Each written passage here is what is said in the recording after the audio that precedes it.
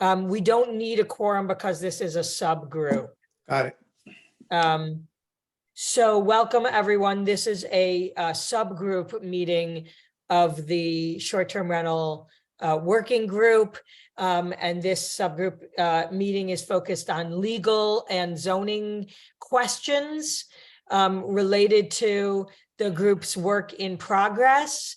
So this is an opportunity to ask questions for group members to ask questions to town council and to Judy Barrett, who's here to help us with questions around implications in zoning versus general bylaws and all of those sorts of things.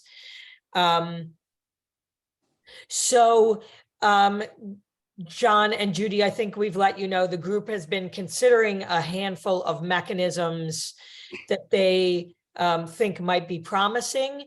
They also, I think, had some questions for you around your suggestions for mechanisms to meet specific goals that the group has identified that they are interested in, and are actually wondering, you know, in addition to the mechanisms they might be already looking at, what other legal mechanisms might you envision to help them achieve the objectives or the goals that they are framing out. And lastly, I think, you know, the group does have some is curious about the specifically the implications of the existing citizen petition articles and how they would affect or constrain the group in its own proposals going forward. So I hope I've framed that out right. John Kitchener, you want to add or get No, us? you covered it, Stacey. I just hope we leave enough time to talk about, though, specifically Article 60. You know, I think we all got John's very, very helpful email this morning. And so, you know, kind of Rome is burning around Article 60. Perhaps it might make sense for John to talk first about his stuff. Yeah. So how many of you managed to hear the discussion last night with the select board? I know some of you were there. I don't intend to go through that in detail again. It's in the memo that I've sent you. But the bottom line is that we believe that Articles 59 and 61 would not, even if they were to pass, would not inhibit the ability of a town meeting at a fall town meeting to enact a general bylaw regulating the operation of short-term rentals. With respect to Article 60, that's a bit more problematic because that looks and feels like a zoning, a comprehensive regulation of short-term rentals by a zoning bylaw. And the line of cases that I have cited in my memo suggests that once you go down the road of regulating a use by zoning, you cannot further regulate it by a general bylaw. Hi, Judy. Nice to see you again. You too. So with that, that's essentially what my memo says. And as you know, the planning board and the select board are recommending that a motion not to adopt any of those articles. I think last night there was some concern by some select board members of what I call the law of unintended consequences. And, you know, are they worded in such a way that they might have a broader impact than just addressing the short-term rental situation? There are also, as outlined in my memo, some drafting problems with all three articles, actually, which could create some great opportunities for litigation were they to pass. And I won't go into those details because they're set forth in my memo. Are there any questions about the memo and about what I said last night before we go forward? Peter? Yeah, John, can you just, for the sake of the people that didn't hear you last night, tell us whether short-term rentals are currently legal on Nantucket? Well, the way I answered that question is last night, and I'll answer it the same way today, is that your building commissioner and your zoning board of appeals have made a determination that short-term rentals are a lawful use. And so they've denied zoning enforcement. And we now have 3 cases pending in the courts, which are essentially appealing that determination.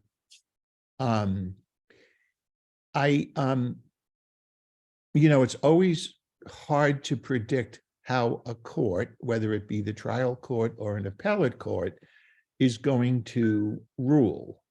And my recommendation is that, and by the way, I don't think we will have certainly not a final decision in the courts before your special town meeting in the fall. So I wouldn't let the pendency of those cases obstruct the work of the work group. But I did want to talk to you generally, and Judy, please chime in if I say anything out of turn here. But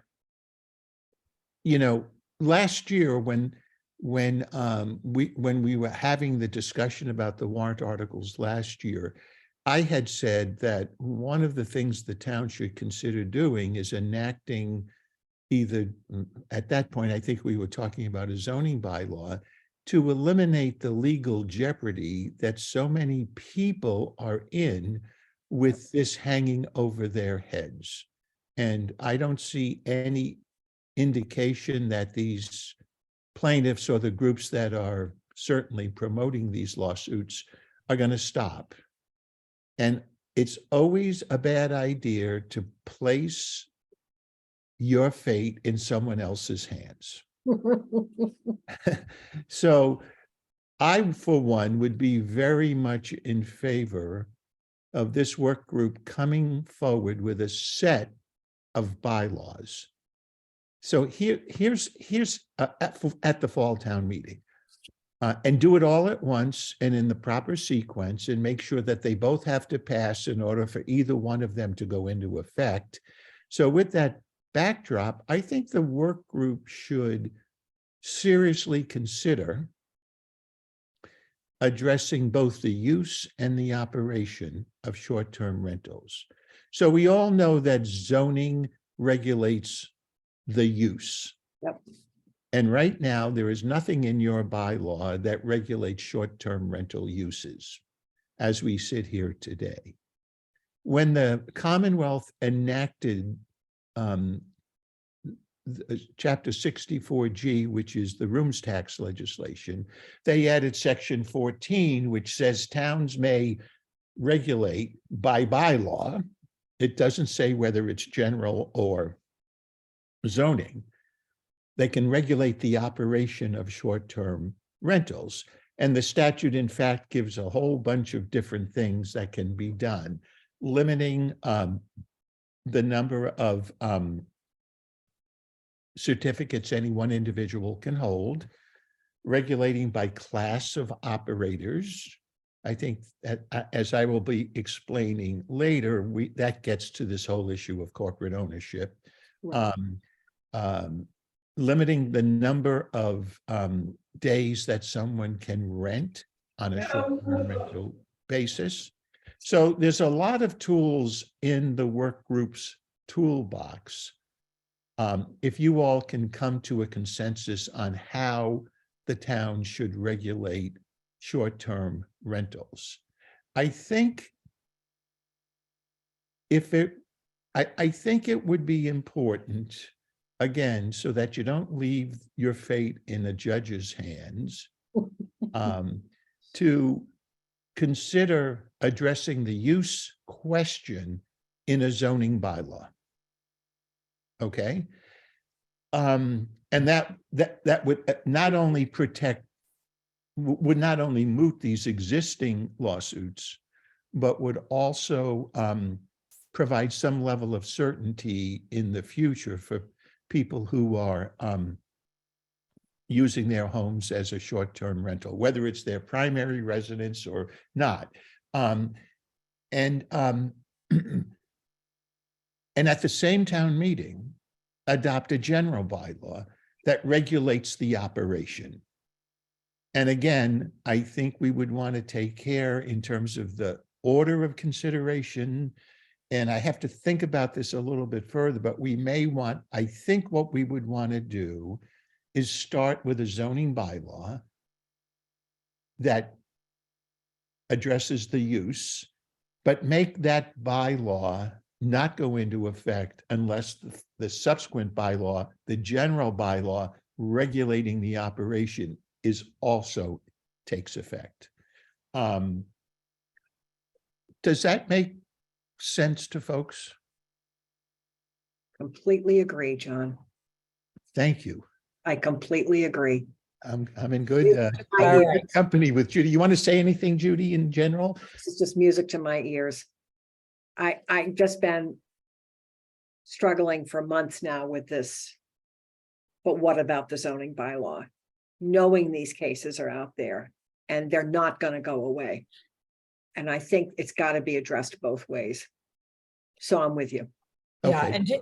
and to be clear, the group insofar as we have established what they are sort of interested in, the group has so far been pretty unanimously interested in establishing legal protection for the whatever short-term rentals they would like to allow on Nantucket. They want that, like the entire working group wants some kind of statement in the zoning bylaws that explicitly allows for all of the short-term rental uses, or that or all of the operations that they and use that they want to make legal, right? And so I think the idea of tying it then to a general bylaw that then clarifies which ones they want, which uses or which operations, sorry, Right. they want to legalize. I think that's a elegant way to do that. And I think as this work group goes forward, the one thing I would ask you all to do when you're discussing this, when you get to drafting, separate the use from the operation. Yep. Because statutorily, that's the way the Commonwealth has gone here. Now, from a zoning standpoint, one option, and I'm not saying this is what you should do, but one option would be to just allow them as of right, which is what the planning board proposed last year. The missing piece last year, however, was not the general bylaw tied together that addressed the operation. And that way I think that's the easiest way to do this. And I think it's going to be incumbent on the work group and the planning board to really articulate why this is protective. Yeah. For those who are concerned with the proliferation of short-term rentals, because even though the use is allowed as of right, It's still subject to it's still subject to those regulatory constraints that are enacted in a general bylaw. Now, go ahead. No, I was going to say, John, I think a question that people have had about this, and then I'll sort of let them ask as well, was whether the regulation of operations in a general bylaw could be done in such a way that does not require grandfathering, though many members of the group are in favor of grandfathering. So I think that the opposite question is also applicable. Is there flexibility? Do they have the ability to either grandfather or not grandfather? existing short-term rentals that may be in contradiction to the operations that Yes. they want to regulate. And Stacy, my answer to that is absolutely. You know, grandfathering is only a concept in zoning. And there's lots of case law and there's what is it, Section 5 and Section 6 that deal with grandfathering in a zoning context. Yep. But in a general bylaw, there is no grandfathering, but that wouldn't preclude you from including specific provisions in a general bylaw that grandfathered certain operations. That would be up to the town meeting to decide if they wanted to do that.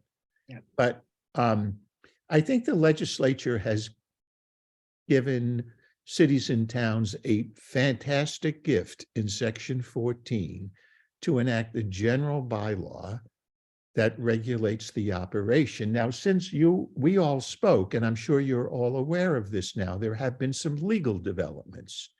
The most important of which, in my opinion, is the Great Barrington case.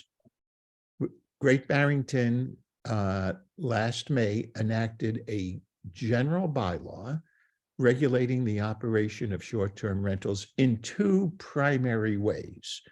One is to prohibit a corporation from holding a certificate of registration, which you now, by the way, have on the books in Chapter 139, a general bylaw that sets up that registration requirement.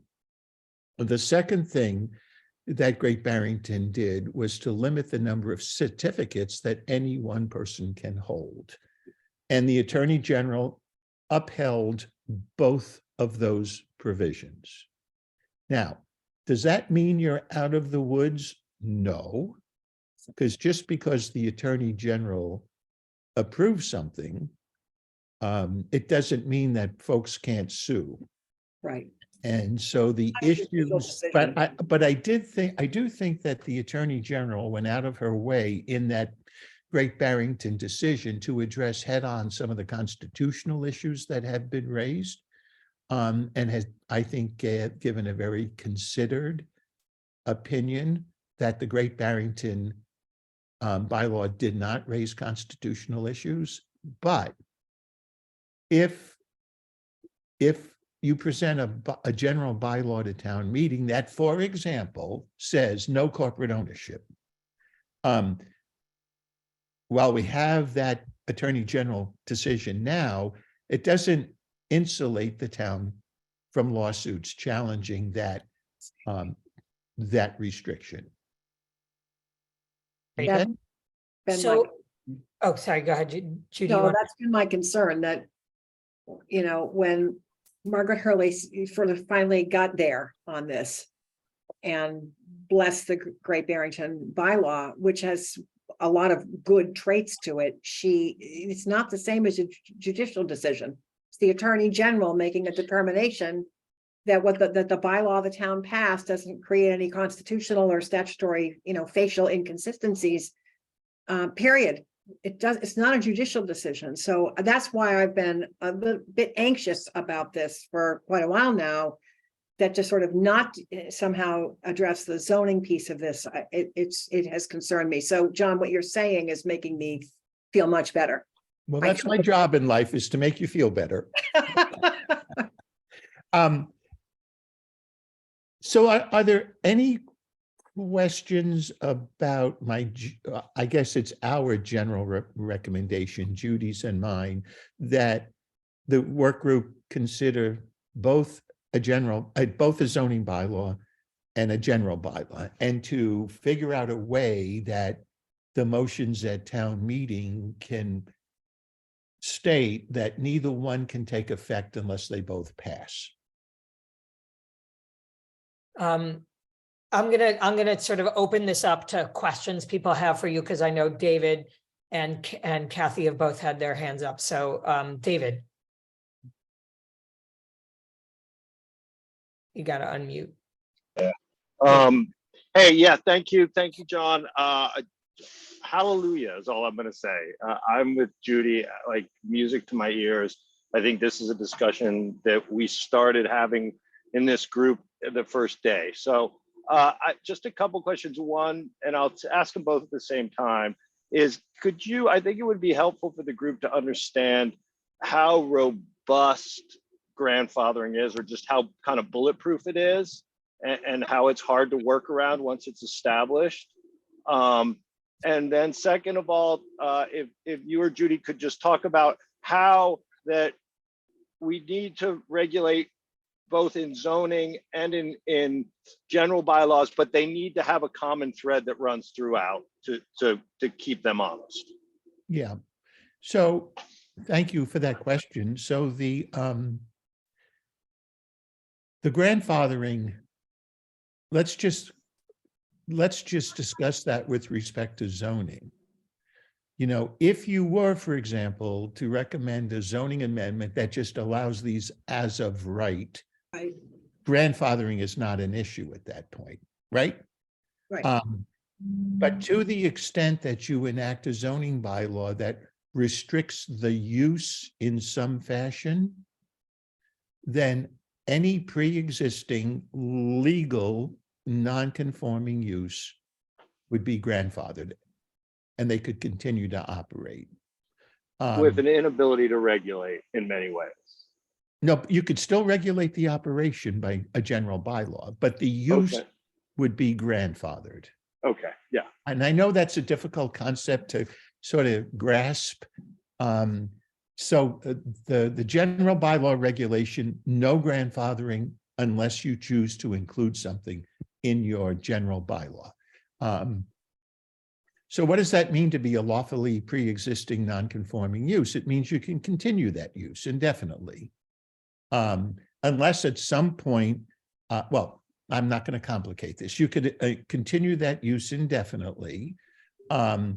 There are restrictions, as you may know, if there's a if somebody wants to change or extend that pre-existing non-conforming use, and then you get into a situation where you have to go to the zoning board for what's called a Section 6 permit. I'm not sure that would ever really come to play in this scenario. I mean, I suppose if you wanted to, well, let's say you're a short-term rental in a residential zone, and all of a sudden you want to put in a restaurant as part of your short-term rental use, then that might trigger the need for a Section 6 permit. And those are very difficult to get. Does that answer your question? It does, John, and I don't want to take up too much time, but I also, to have our group understand that it travels with the land, it can be sold, and as long as that use isn't abandoned for more than 3 years, that use can continue in perpetuity. Correct. And that's scary. So that I just want everyone to understand just how robust and etched in stone that it could be, and have negative consequences. And then you guys, yeah, just want to talk about how we need to tie the two zoning bylaw, and the general bylaw needs to have common thread to make it work. Yeah. Kathy, your question? I have a couple, but this is just related to what we were talking about right now. And I don't want to stop anyone else's question on the so the Article 39 bylaw that went into effect last year was voted on last year and it's in effect now.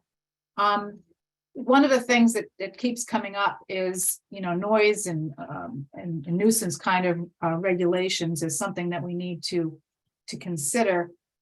Does the Article 39 regulation as it exists already cover that? So we don't, I mean, is that already there? So, or do Nuisance conditions, Kathy, is that what you're asking? Yes, that. Yeah, part. I would say it does, but only in the context of the regulations that were enacted pursuant to Chapter 139. You may recall that bylaw says that the Board of Health, with the approval of the Select Board, may enact regulations addressing nuisance conditions. And they have done that. There is now a Board of Health regulation in place. And if you look at that regulation, it does generally address nuisance conditions that may be caused by the operation of a short-term rental. Now, however, that's not to say those regulations can't be improved and strengthened. No, I understand that, but I just thought that part was already covered in there, and I just wanted to confirm that it was. You know, I think they have fines, and then you can get your license pulled for Yes, repeat and offenses. you need to get the property inspected, I believe is in there. You need to have the insurance requirements. You need to have health and safety notifications and protocols. That's Yeah. all in the regulations. Right, Yeah. so I just think we all ought to make sure we understand what's in there so we don't repeat what's already there. Yeah. That's what basically my question. And then the other question I had was just to clarify two things, that the vote not to adopt versus voting no or yes, those are different choices, is that right?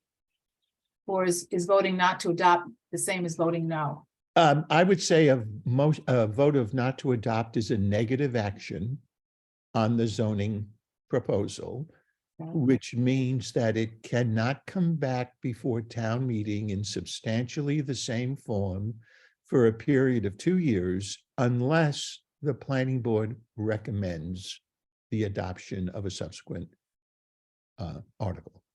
Okay, so for example, if Article 61 fails, but we decide we want to use that, we can't. Well, we If- can, yes, if the planning board recommends, Okay. if the planning board recommends the articles that the work group came up with. So I do think it's important to involve in your deliberations, you know, the plus department and the planning board. Do we have planning board? We have a Yes. planning board member, right, on this? Who is that? Is that Dave? Yeah, right. Have I said anything untoward there, Dave?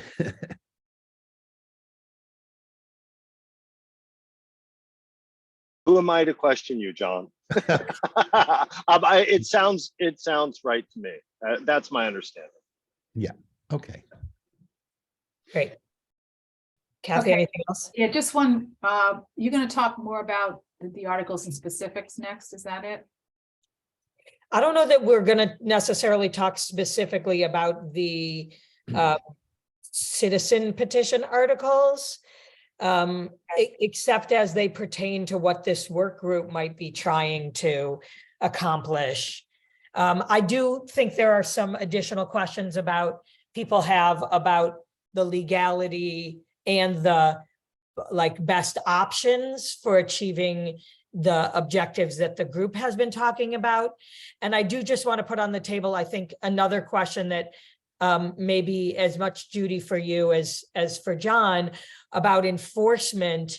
And in some ways, this relates to the citizen petition articles, but I think the group has in the past asked questions about how clearly enforcement needs to be included in the language of the article itself, in order for this to be, you know, for something to go forward. So just to give an example, you know, questions about if the article says you have to, you know, we're monitoring how much, like it involves how many days you physically are present in your home, for example. How would that possibly be enforced? Would that enforcement regime need to be present in the article in order for the town to then be able to enforce it? Like you must save all ferry receipts that prove your physical presence on the island? Or could the town go ahead and create new enforcement mechanisms separate from the requirement to do so in the regulation itself? So, Stacy, I'll just say something before Judy chimes in here. If you look at chapter 139, it has a whole robust section on enforcement.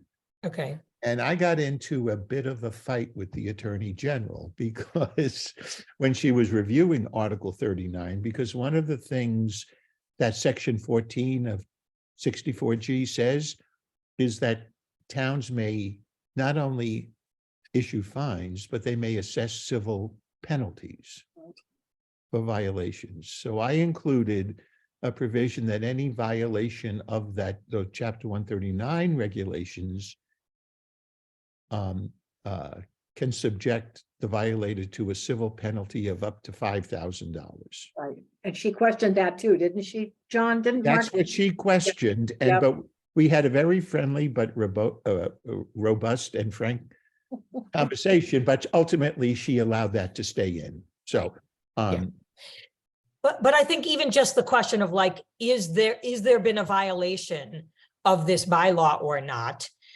I mean, is it that if somebody says, we think you're violating this bylaw, does the town have to prove that they're violating the bylaw, or does the person have to prove that they're not violating like, will somebody be required to come with ferry receipts, for example, if there were a bylaw that said you have to prove your physical presence in your home for X number of days? Dear God. I certainly don't think you want to write that into a bylaw. Well, but that is I mean, I'm saying that is the, isn't that the bylaw being considered says that you're allowed to short-term rent your house for no more than the number of days that you are either physically present or that you can prove that somebody else is long-term renting. And so I guess I'm just like, if the group is considering a bylaw that they can't imagine how it can't, like, do you need to specify how such occupancy would be determined in the bylaw, or could that be created later, or could it not? You know what I mean? I'm just trying to figure, like, first, I'm a little just surprised that this topic is not being discussed. So I'm just a little confused about it. so as a general proposition, Stacy, if the town is going to pursue a violation, the town has the burden of proof. Okay. You can't. So the town would need to, in this case, be able to prove that the person was not in their home during. Well, the other thing you could do, though, and I would suggest that this might be more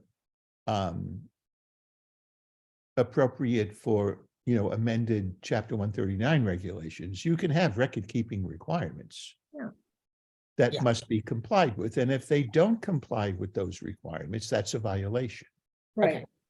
But those are not in the current proposal. I'd have to go back. You mean the Next 139 regulations? We'll have to go back and look exactly what's in there. But I do think there are some record keeping requirements already, and furnishing documentation to the Board of Health and so forth. Got it. Jim, is this sort of a two finger like on this topic? Yes, and I'm sorry, my electronic raising hand has disappeared, so I had to do it. I was trying to get on earlier, but I just wanted to mention that as far on that issue, as far as the Great Barrington article that we looked at, they require LLCs and trusts to prove by displaying their articles of incorporation that they do indeed refer to natural persons and not to a corporation. So they've already sort of put the burden of proof on the LLC or trust applicant. Just a minor gloss on that. Yeah, I just put think if those I remember in there. correctly, the Great Barrington bylaw includes the registration requirements. Yeah. That's not the case in Nantucket. You already have a bylaw. And so we would want to use that registration process to require operators to, submit information, maintain information, whatever.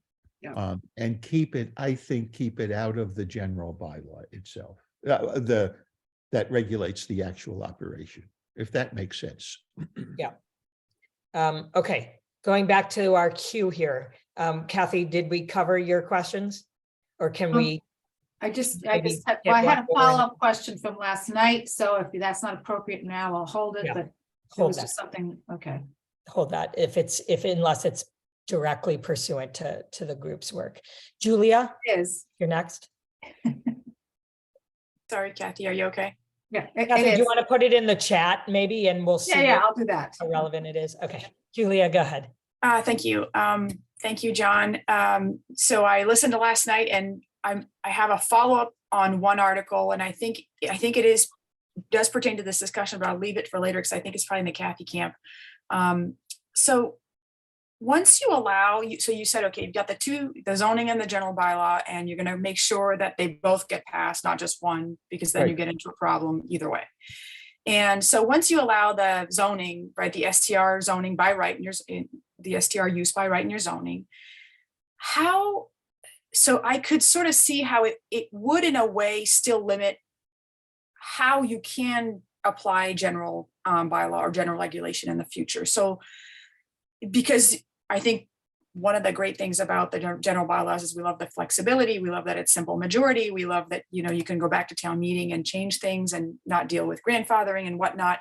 But if you have your zoning established as a by right, let's say 2 years down the road or 3 years down the road, you come back and you say, okay, we really have a problem with these zones, or we really have a problem with, I don't know, we have a problem with these. I'll stick with these zones because I think that one is the example I'm trying to establish. Don't you still have an issue with grandfathering down the road potentially if what you're bringing forth with a general bylaw will eliminate the option for people or for properties where you've given the right through zoning? Well, the case law, and Judy, you correct me if I'm wrong, but the case law that is cited in the memo all involve situations where historically the town has regulated a use through zoning. And now they're coming forward with a proposal to regulate that same business through a general bylaw. You don't have that situation in Nantucket because you haven't regulated short-term rentals under zoning. But what if it happens, right? Let's say it happens in the fall, right? And then you come back the year after with a tweak to your general bylaw and you decide we really have too many in these year-round neighborhoods and we'll allow year-rounders, but we won't allow new. We're going to go back on some of what we said in terms of what we brought forward in the first That's still place. an operation question. Right, so Julie, I think the question, could you go back and do those limits via general bylaw? Even though you've given the right. Even through though zoning, you have and they've had the right for, let's say, a year or two through your general bylaw because you weren't restricting them. Could you add more? So you're saying, could you add more general bylaw restrictions in the future if you've made it by right? It's a little more By right, pointed than that. subject to the general bylaws. It's a little more pointed than that. Am I making myself clear or not at all? Yeah, no, you are making yourself clear, but my memo, I think, let's take Article 60, for example. If that were to pass, then you have established a regulation of the use. But That is not by right. right. But you have to remember that we now have the tool of Section 14 of Chapter 64G, which says regulate by a general bylaw. And those cases don't present the question that you're presenting here, Julie. And I think there's a strong argument that as long as you didn't precede the general bylaw with a zoning bylaw, especially if you come together with a comprehensive proposal in the fall to regulate both the use and the operation. So can I guarantee that a court wouldn't say, no, you can't do that? I can't guarantee that. But so that's why I think it's really important for this work group to do the hard work of determining now how you're going to regulate the operation. If you have to tweak it later, then we would tweak it later. And I think we would have a strong basis to defend against a legal challenge. Can I guarantee the result? No. Yeah, I can appreciate. I think the reality is that most communities we all follow individually are on a continuum on this issue. It's not something that just gets solved overnight. And so whatever the work group brings has to be flexible. And I think you appreciate that part. so why, so let me ask this differently, because I asked Stacy in the last meeting about this, I was curious about this. So it's no secret that Act Now has been trying to support a method to allow short-term rentals without it being the main use of the property. I'm sure you have been thinking, and Judy, I would love your thoughts too, on how would you do it? Right. And just to be clear, I think, Julia, you're on sort of the side of you want to the I'm sort of, curious what other mechanisms, because I really do think caps, similarly to grandfathering, are problematic. I have been saying for a couple meetings now, like year-rounders, the voters who are going to have to vote this through, they want the ability to STR on their own primary residence. That's something that I think we should take at face value. However, this group doesn't want to have two sets of rules. And so so then I'm trying, I don't know, have you thought about what comes to mind in terms of options, in terms of, the big thing I see as an issue with, let's say, cap in general, other than the fact that you're not guaranteeing the year-rounders ability to rent their own home, is that you're really, you have to have an additional, I would think, but maybe the group doesn't agree. Those homes can then be full-time STRs, and, as long as they have their license, you would need additional levers in order to, let's say, cap the number of days, or cap, so that they're not just, businesses where nobody lives. And I would think that, there's already a lot of homeowners who are not for-profit businesses, who STR on the side, who want to maintain their right, who are not year-rounders, and we're trying to enable that. But there has to be other mechanisms out there to help this process. yeah. And just to add, I just want to be clear, right? The group is somewhere on the continuum. Almost everyone wants to find ways, almost everyone, not everyone, wants to find ways to either curtail or end full-time STRs.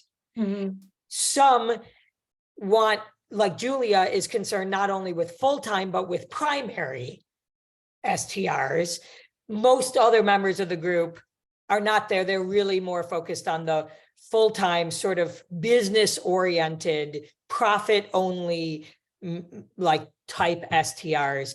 And I think John mentioned as well that the group was really interested in your thoughts, Judy and John, what other mechanisms you might imagine that are legal that people could use to stop houses from being used as a business only as an STR, while not being such a big net, such that it stops people whose families have been associated with the island forever and who may only come a couple of weeks a year, but may want to retire here someday and need to STR in the meantime, for example, right? They're trying to figure out how can you regulate this while allowing the other. Stacey, I'm not sure that's what we said. I mean, Am I saying that wrong? I think think you're you're- somewhere in the middle for everyone. That's fair. Yeah, Okay. maybe. So I get very nervous when you start talking about regulation by year, having a different set of rules for year-rounders versus people who have a second home on the island. If you read the Attorney General's decision in Great Barrington, there are conflicting opinions in the federal circuit as to whether or not such a restriction is constitutional.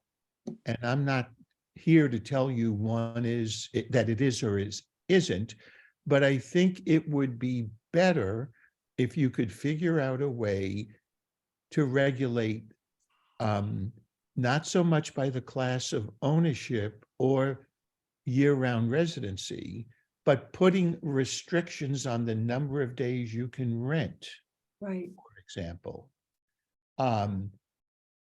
Perhaps you would be able to achieve the same goal, but you would have a uniform set of regulations that apply to everyone. I think that's got a much better chance of surviving in litigation than trying to start parsing these groups up too much. That's helpful.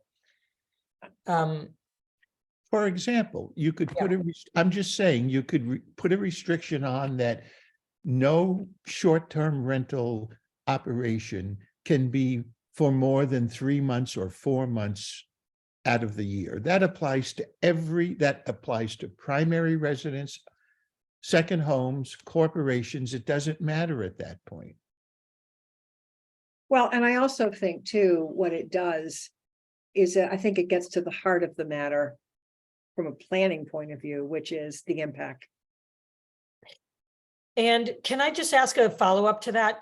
Because this is a topic the group has talked about so far they talked about it in terms of number of contracts, not number of days, and maybe they'd be more amenable to number of days since they weren't that in favor of the number of contracts limits. But the other distinction they've been speaking about is trying to potentially limiting July and August numbers versus year-round numbers. Like many members of the group were interested in trying not to limit the shoulder seasons, for example, or the winter, but only having a limit with the July and August. Could they pass? Would it be legal to pass a limit that said no STR can be rented for more than X amount of time during July and August? Duration. Yeah, I mean, I think the answer is yes. And by the way, I looked at all the questions that you sent me, and I'm prepared to talk about those as well. Yeah. But I think you could do that. It goes to as Judy says, the duration, the number of days you can rent. It doesn't have to be a fixed number, no more than 60 days a year. I think you could regulate more stringently in the summer months. I think. Yeah. Okay, let me go back to our queue. Peter. Couple things. Number one, John, there's nothing that's lawsuit proof, correct? Right. Okay, so there's nothing we can do that would eliminate lawsuits. Okay. Let me talk about enforcement a little bit. When the finance committee was going through the lighting article and the sound article, we talked to town administration, the police chief, the fire chief, and ultimately we came away and told the people who wrote those articles that there's no way to enforce them, even though they're great articles. And I think an enforcement of whatever we come up with on this is going to be a very expensive process to add to the staff of the town in order to enforce anything that we decide to do. So it's just something to keep in mind. And lastly is just so everybody knows, last night the select board unanimously voted to issue a statement, press release, etc., encouraging voters to vote no or to vote, what's the other one? Motion Well, not. I'm sorry, It's support the planning board's motion not to adopt. not to adopt. That was what I was looking for. Correct. Was that a question, Peter? No, just a statement. I'm All done. right. David?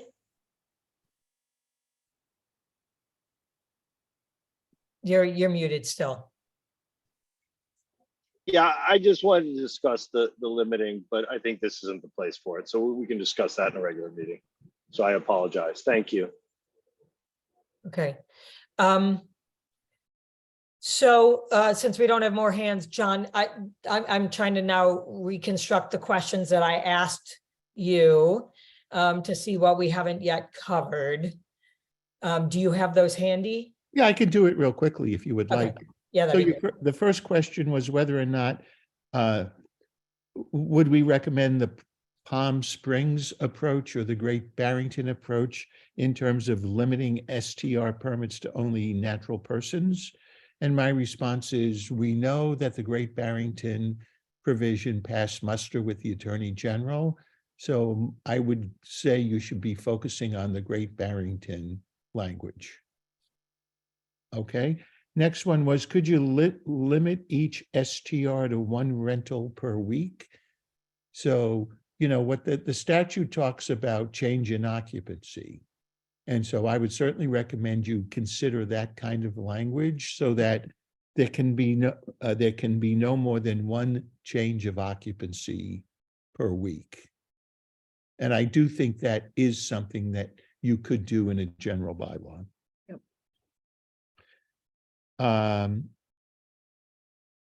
Limit number of STR permits allowed per person, 1, 2, or 3. I think the answer to that is yes, based on the Great Barrington decision.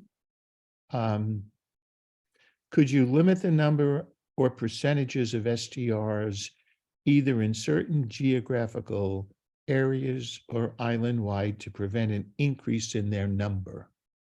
So that's essentially a cap, correct? Yeah. That's a cap. And you would have to come up with a specific number capping short-term rentals, either island-wide or through some kind of a neighborhood by neighborhood basis. You know, I get nervous when you start talking about different rules applying in different geographic areas. Does that then start feeling more like a zoning bylaw? That's right. I see Judy shaking her head up and down. I agree with you. No, that's, Yeah. you're now starting down the path of zoning. But if you did, what do you think, Judy, if you did it island-wide? There can be no more than 9,000 short-term rental certificates issued at any one time. That's the cap, right? Not 9,000, I'm sorry. I'm laughing at David's face there. It's currently, what are there Whatever. currently 1,800? No, it's like more like 2,500, let's say. Okay, whatever that number is, would you want to just put a cap and say, no more short-term rentals beyond 2,500 or 1,800, whatever you decide. And then as people release their certificates, then they're available for other people to. Yeah. I mean, it's probably an indelicate way to do it, but yeah, I don't see anything in the statute that would prohibit that. Okay. Judy, do you mind saying why it's indelicate? Why you think it's? Well, conditions change and I worry about fixed numbers like that. Yeah. So Could they, though, alternatively say a number to be determined by the select board? If they wanted to do that. ooh. John, no. Maybe they don't want to do that. I was But- just saying, in order to make it changeable. Why would But you do that? caps through a bylaw would be adjustable, wouldn't they, at some Exactly, level? that's what They I'm could saying. be, they could be written that way, or it could be a fixed cap. I mean, I guess the question is, what are you trying to accomplish with a fixed cap? I don't think a fixed cap's what a wise decision. Yeah, I I mean, think it's we're on trying to be here. nimble in regulation, right? It's, Asking we the wanna, Yeah. yeah. I'm not advocating for it. I'm trying to understand what you want. Yeah, I mean, I think that it's wise to be nimble, and I don't mean to barge in on this, Julia, because I know it's your time, but I think it's wise to No, be it's not my nimble time. in Go, please. any regulation we do with the ability, if it has negative consequences, draw it back. So- If it has positive consequences, you know, maybe encourage more of it. I don't know, but I just think that it needs to be agile and nimble to be functional So- and to prevent long-term negative consequences. So Dave, what I would recommend, if that's your goal, is you include in your general bylaw in the cap section, a provision that essentially says the select board may adopt regulations Right. to adjust the cap either up or down. Probably not up, maybe down, probably would be a better way to approach it. I don't And know. what criteria, John, would you Yes. suggest that you write into that bylaw to guide the select board's decision so people know how it will be made? Yes, correct. So I think that's the way you could do this. A very specific delegation of authority to the select board to make adjustments to the cap based upon specific criteria. Okay, do you want to just keep going? I think the total number of contracts you've already sort of spoken to by way of sort of period of time, right? Yeah, so Which It- might be more what the group cares about than contracts. yeah, it's the length of time, in Yeah. a short-term rental, says no change of occupancy of less than, I think it says of less than 31 days is a short-term rental, but there's also a provision that says anybody who rents their home less than 14 days total in any year is not a short-term rental. Right. Right. So I think there are ways we could probably play with that. We talked about limiting STRs during the high season. Isn't it just better for all of you to just leave Nantucket for July and August and and let everybody else have fun and then come back in September? Just kidding. The same thing with the high and shoulder seasons. I certainly think there is room to, to regulate in that fashion. The next one you asked, whatever mechanisms we use, legalize all existing STRs, e.g. grandfather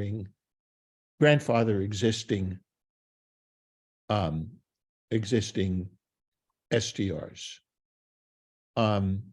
And again, by a general bylaw, you can certainly do that kind of a thing without having to worry about all the myriad of case law on grandfathering under zoning. So I do think there's some flexibility there. Do you agree, Judy, on that? I do. I John, would- can I ask a question real quick? At some level, it needs to be placed in the use chart, correct? Yes, that's our recommendation. is Yeah, that we so regulate the use. Would in that, some- would or that not. act create grandfathering in itself? I'm going to let Judy answer that question. Well, I think, and Julia, I may be wrong, but I think that may have been part of what you were trying to get at in your earlier question, that if you now say they're allowed as of right across the island, and then for whatever reason, a couple of years later, you say, well, wait a minute, we really we would prefer to sort of restrict them to certain districts. The right has been established island-wide by virtue of the use chart that was previously adopted. So, I mean, I do think you create a vested rights situation that way, but then you still have to get to the issue of, so how are your operator regulations working? It is such a Chicken and the egg. Yeah, it's, I'm just speaking as a planner, the way I look at this issue, because it's thorny in every place I'm working right now, is what is the impact that you're trying to address? What is the impact on your community or in your neighborhoods that you're trying to address? And my opinion is that most of the impact that's problematic can be regulated through operator regulations. That's my opinion. Yeah. That And if doesn't I were to say, Judy, what sorry. impact, right? This is not, the challenge is that the group does not all agree necessarily on the impacts they want to address. But I Understood. do think everybody wants to, one impact they all want to address is to prevent the gobbling up of residential properties to be used as like business Understood. STRs. That's I think consensus. Everybody wants to address that. Right. But you can do that through your operator regulations. Right. And you're saying that you don't think that creates a grant, like that doesn't create, as you said, right, if you allow it as of right in zoning contingent on the general bylaw regulations around operations, that does not grandfather those operations that you are now regulating. Because you still have to comply with the operator requirements. Right. I think of, John, you may disagree about whether this is a decent corollary, but it comes to mind because of an issue I'm dealing with in another town. If you define childcare center as a facility that provides daycare for children, subject to compliance with general laws 19D or whatever it is. Now you've established a condition where in order to have that use, you still have to comply with another set of provisions. Otherwise, it's not legal. So if your zoning definition is as a right, but you have to comply with section whatever of your general code, then you've linked the two. And so now if those operator conditions change, I almost think the question of vested rights becomes a bit moot. Right. That's a very good point, I think, Judy. Yes, Great. very good point. So that answers your, yes, they can grandfather, no, they don't have to grandfather. Zoning vested rights doesn't create the same kind of right under the operator rules. Yeah. You have to comply with both. So now if you can't comply with the operator rules, it doesn't give a damn what the zoning, but I shouldn't put it that way, but yeah, to some extent, what the zoning bylaw says is irrelevant because you can't operate in non-compliance with this other set of rules. They are linked. yeah. Judy, can I ask you a question? We've seen zoning bylaws that have a sunset provision. Oh, yeah. Would that be something you would recommend or not I recommend? hate those, John. I don't like those at all. I would not recommend it. Okay. May I ask why? We've sort of seen govern like when impasses happen and you start heading for cliffs and trying to get groups of people to now extend or fix a sunset. I guess I would say from my perspective as a mediator, right? Not necessarily a great situation to set up. Okay. Yeah. But if you allowed as of right with performance standards, one of which is compliance with any general bylaw of the town enacted pursuant to 64G section 14. Right. Then you've linked it. Right. That's all I'm saying. I think you have to establish that link, but now having done that, Yes. that solves the problem. Yeah. Yes. Okay. Kathy?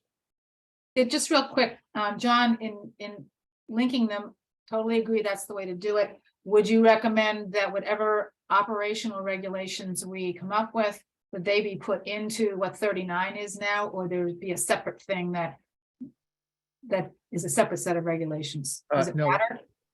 I would have a separate general bylaw. If that's your question, Kathy. I wouldn't amend chapter 139 because that's a whole different kind of, If we wanted to clarify like the two-person part of the registry, wouldn't that be the place to put that?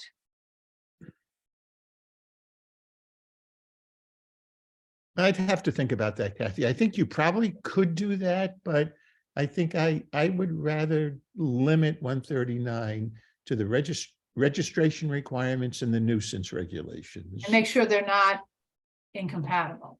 Oh, yeah, Okay. not inconsistent, Thank you. correct. Jim? Yeah, John, just to go back quickly to then the Great Barrington regulation that corporations or that LLCs and trusts must give documentation that they are natural persons.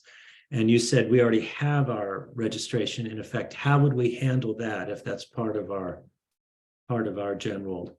Like if bylaw? you want to add that requirement to the registry, would you need to amend the existing general bylaw, or could it be in a new?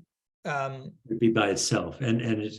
I'm thinking, Understood. I'd have to go back and double check, but I'm thinking you could do that by amending the regulations that were enacted under 139. Okay, so we should do that too then if we want to. Yeah. get that. Yes. Okay, well, I think we've gone a little over the time we had planned, but I know we have members of the public on this call who I have not allowed to speak thus far. And though, of course, there's no requirement that we allow public comment, I do want to just invite if we have members of the public who have questions that are directly related to the topics we've been discussing, to feel free to raise your hand at this time and you can turn on your camera.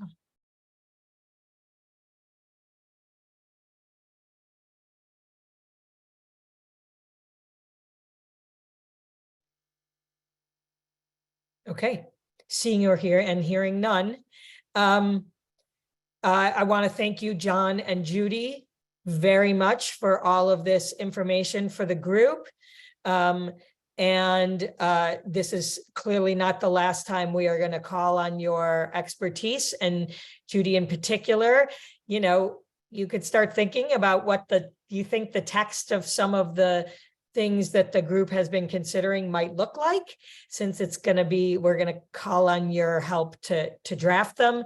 And John, for you also to, you know, instead of telling the Board of Selectmen prior to the vote whether you think it's legal or not, we're going to call on you to help us get it right before we submit it. I only said that in the context of pending litigation. Yes. So we really do appreciate all of your help and support of this group. And with that, we're going to call this meeting to an end.